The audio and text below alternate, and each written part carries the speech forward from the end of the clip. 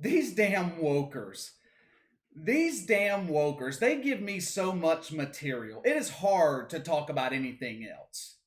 Sometimes I think that there is no way these people really believe the stuff that they say. They just can't be this stupid.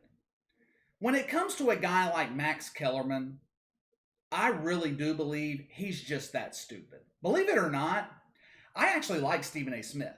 That doesn't mean I agree with him on everything, but I find Stephen A. Smith to be entertaining.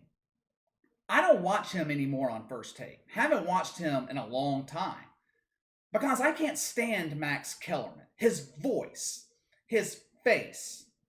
Most of the time when I hear wokers and their opinions, I just laugh it off. I just laugh about it. But Max Kellerman has this innate ability to just piss me off with his agenda. I'm not the type of person that hate watches television, so I just don't watch First Take anymore. But when I heard about Max Kellerman's opinion on quarterbacks in the NFL draft, I just couldn't sit by and let this go unnoticed. Of course, all of it has to do with race. I mean, everything has to do with race with wokers nowadays. There were reports that Justin Fields' draft stock was falling. Now, those of us who are normal, who live in the real world, who aren't woke, we take these rumors for what they are. I mean, every year before the draft, players, their stock rises or it falls. It's what happens. This happens every year. According to Max Kellerman, in recent years, artificial barriers have been put in place for black quarterbacks that cause their draft stock to fall more than white quarterbacks. He cites Mitchell Trubisky being drafted before Deshaun Watson and Patrick Mahomes a couple of years ago as an example. This is my main problem with wokers. With guys like Max Kellerman, everything always boils down to race. Let me just explain something here. I'm going to make this simple. Mitchell Trubisky wasn't drafted ahead of Deshaun Watson and Patrick Mahomes because he was white. That was not why. He was drafted ahead of both of those quarterbacks because the Chicago Bears are idiots when it comes to the quarterback position. It's as simple as that. This is a franchise that hasn't had a franchise quarterback in 70 years. Of course they screwed up in the draft. That's what the Bears do. It had nothing to do with race. It had everything to do with the fact that the Bears are incompetent. Just like Max Kellerman is incompetent. This is the kind of stuff that really pisses me off. The white guy on television, and I know Max Kellerman is Jewish, but he's white. But the white guy on television that makes apologies for being white and is always trying to look out for the black community. He wants to get his street cred by basically making stuff up. Let me tell you what color NFL teams care about when it comes to drafting a quarterback and when it comes to everything. Let me tell you what color NFL teams care about.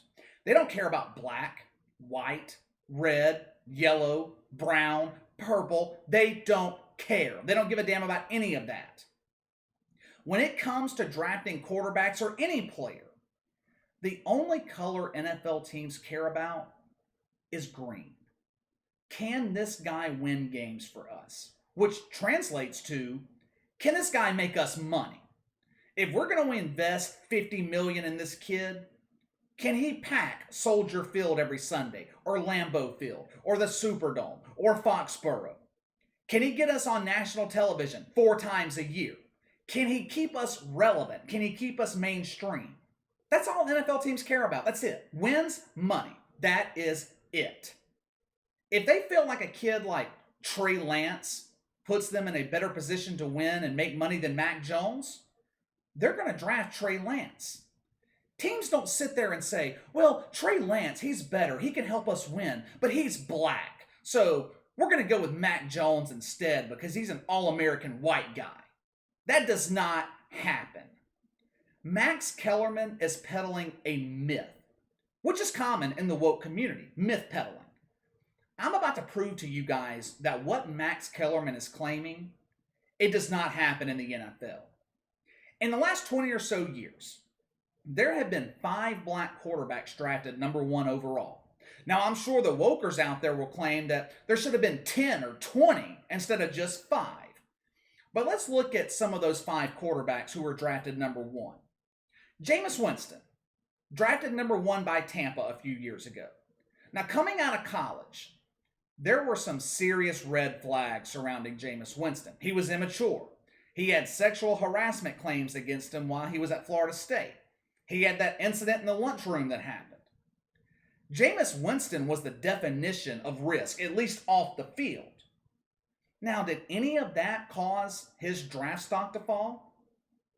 No, because he has a rocket for an arm. The Bucs were willing to risk all the off-the-field issues because they felt like Jameis Winston could win them games. Jamarcus Russell, drafted number 1 by the Raiders, 15 or so years ago. He had big success in college, but coming into the NFL, he had a bit of a reputation for being lazy. In college, a guy like Jamarcus Russell, he can get by on his talent and his athletic ability alone. That is not enough to make it at the NFL level. You have got to have the work ethic.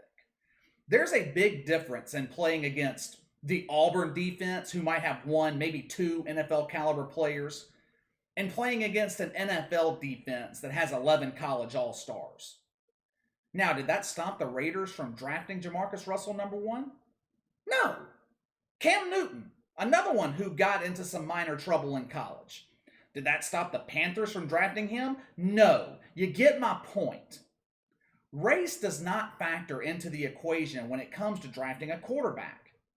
If there were real racial barriers in the NFL, as Max Kellerman likes to claim, then explain to me how the 4 highest paid players in the league are all black. Russell Wilson, Patrick Mahomes, Deshaun Watson, Dak Prescott. Any of those guys white? Max Kellerman is part of the problem. This isn't the first time that he's went on ESPN and just spit straight lies, propaganda. Last summer, when all the riots were going on, about police brutality against black people, Max Kellerman went on ESPN and claimed that these were not riots, these were peaceful protests. He went even further, claimed it was actually right-wing white political activists that were burning down buildings and being violent with people. It wasn't black people out there. These were all white people doing that. Now, no one believed him, of course, because Max Kellerman has absolutely zero credibility with anyone who has a working brain. And just to be clear, those riots last summer, it was people of all races. It wasn't just black people. It wasn't just white people. It was people of all races out there doing that. Now, no wonder the ratings for First Take are down big. Now we understand why ESPN wanted to reunite Stephen A. with Skip Bayless a couple of months ago. Now, Skip Bayless is woke. Don't get it twisted. The dude is woke. I am no fan of Skip Bayless. But at least he and Stephen A. Smith were entertaining together. Max Kellerman is the king of woke talking points, and he's boring. He has absolutely no substance to his arguments. Half the time, I think he just makes stuff up on the air with no preparation at all. Then he has the audacity to say that Trump voters in SEC country are susceptible to low-quality information, and they're easy to propagandize. Remember that? Remember him saying that last September? Yeah, the king of propaganda, accusing people in the South of being easily manipulated. This is the same guy that claimed over and over and over that the NFL would never make it through the regular season because of the COVID, and that it was irresponsible for them to play football during a pandemic. I don't know if you guys know this, but the NFL, they played all 16 regular season games last year. But Max Kellerman had no problem with the woke NBA playing in the bubble down in Orlando. Oh, that was fine. That was all fine. To hell with Max Kellerman. I never call for people to be fired because I think it's cliche. But I will say this.